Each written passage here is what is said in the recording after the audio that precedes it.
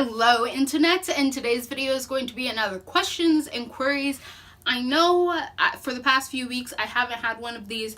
My schedule just got really hectic, but now I have a lot of free time off because I turned in my thesis and I just feel so free and like I could do anything that I wanted. So we're going to get straight back into these. So for our return, we're going to talk about star ratings. I have been really curious about how people use ratings to rate their books and what each star means to them. Because I have noticed watching several booktubers who use some sort of rating method, who use the star rating method, you can kind of get a different distinction of what a 2-star means to a certain booktuber versus what a 3-star means to another versus what a 3 stars means to another, and so on and so forth. So I was wondering if you guys have any like clear way that you guys rate books. I've tried like the average letter scale. I did it once, and now I've just moved on to using stars. And for me, stars mean a specific thing, which I think like generally stars are understood, but when you look at the individual person who's rating books, you can see that stars can have a different outlook for that certain person, and that certain person can look at stars and how they feel about each stars a little bit differently. So I thought I would share mine. And if you guys want to add to this conversation for how you guys rate books, feel free to do so down below. So I decided to do this because I noticed somebody had mentioned something about me rating something 3 stars, and I was like, man, dude, don't like get offended because I put it 3 stars, and I didn't think they were. I just realized that the way that I rate books might not be fully understood by other people and what I give ratings. Like, me giving a book 3 stars isn't me saying that I dislike the book. It's just saying that book was pretty average. It was like a C. It's a pretty average book. It was pretty decent, but it didn't have anything I really loved about it or anything I really hated about it. So like that's the average rating is 3 stars. Most of the books I read are in fact 3 stars.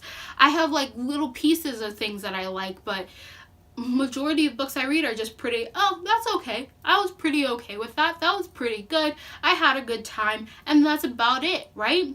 And from there, and from that like center point of 3 stars being an average book for me, we either go up or we go down. So first, going down, it's pretty self-explanatory. Anything lower than a 3 stars means like you did something that infuriated me. Like you did something that I just simply cannot forgive. So you get a 2 stars if you were a decent enough book that had potential, but you just squandered it. And what you provided wasn't even good enough that what you squandered was worth it. Like that's it. Like if I thought you had promise, but you squandered all of it and everything you delivered was just subpar, you get 2 stars. You might get a 0.5 added to those 2 stars if I really did like some parts of your book. But 2 stars all the way. 1 stars are basically 0 stars for me, but you can't just give a 0 star to a book because then it just looks like you didn't rate the book at all. So 1-star books are books that I think are absolute garbage and not worth your time at all, that I think are basically 0. They are zeros. They are failing grades. They are awful. And you get a 1 star. So now going up past the 3 star, you get a 4 stars from me if I liked you, if you were really good and there were a lot of concepts I enjoyed, but there was never that feeling where I was like, yes, this is my favorite. With 4-star books, it's usually like, you could have been my favorite, but there's just like 1 or 2 things, or just a missing feeling, like I'm not as passionate about you, or maybe I was too passionate in the wrong ways. So like books that have really good stories but frustrate me to no end will get a 4 stars because you frustrated me to no end despite you being really good.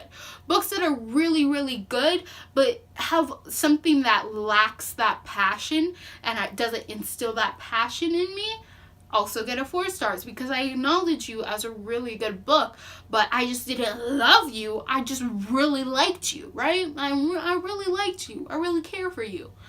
but I don't love you, man, so you get a 4 stars. And 5-star books are just books that I love. For whatever reason, I love these books. Like, this book can do no wrong in my eyes. Like, you could sit there and point out all the flaws, all the things wrong, and I'd probably be like, yes, I can see that, but clearly I love this book. Like, 5-star books are books in which I am willing to forgive every flaw that it has, if it has any flaws that I see. Like, I will see this flaw and I will be like, that flaw is beautiful.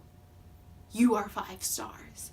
5-star books don't necessarily need to be the best written books, but I tend not to give 5 stars to books that I don't think are objectively good. Like, if you're objectively good and a good book, but also I really love you as a book, you get a 5 star. But most books that I really, really enjoy for like whatever reason, but I don't objectively also see as a really good book, would stick at that 4-star category.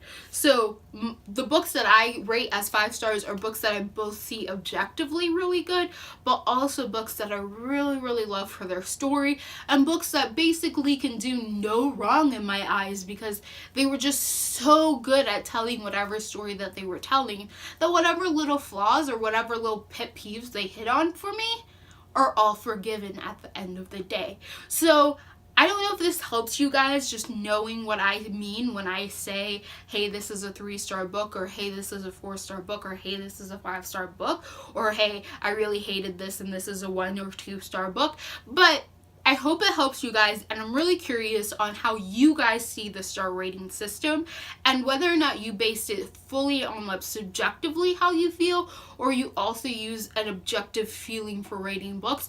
Also, what stars mean to you. Like, does 3-star mean something different than it does to me? Because I see a 3 stars as really average. Like, you're just doing okay as a book, or like, does 3 stars seem something else? Like, that's kind of what my question is like, how do you rate books, and how do you personally view stars, and how does that affect how you view other people's ratings? Because I think that is something to think about, how your personal view of the star system could be different from someone else's personal judgment of the star system, and how to like combat those so that you can get the most out of somebody's review about something.